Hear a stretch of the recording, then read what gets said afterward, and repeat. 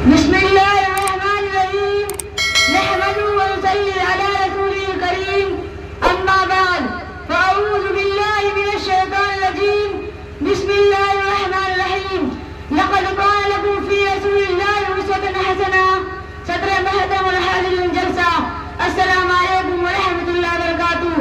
میں نے آپ کے سامنے قرآن پاک کی سورت کی تلاوت کا شرف حاصل کیا، اسی کی روشنی میں چند باتیں عرض کرنا چاہتا ہوں۔ آیت کے امتحان میں بچوں کو ایک گلاس کی تصویر بطور نمونہ دی گئی اور کہا گیا کہ جو اس تصویر سے جتنی زیادہ ملتی جلتی تصویر بنائے گا اتنا ہی اچھا نمبر اس کو ملے گا۔ ایک طالب علم نے سوچا کہ گلاس کی تو بہت معمولی تصویر ہے، لاؤ میں ایک کار کی تصویر بنا دوں۔ چنانچہ اس نے ایک خوبصورت سی کار بنا دی۔ جب نتیجہ آیا تو کار کی تصویر بنانے والا بچہ فیل تھا کیونکہ اس نے گلاس کی تصویر ہی نہیں بنائی۔ اسی طرح اللہ کا فرمان مسلمانوں کے لیے ہے کہ مسلمانوں تمہارے لیے زندگی گزارنے کا بہترین نمونہ حضور اکرم صلی اللہ علیہ وسلم کی سیرت ہے۔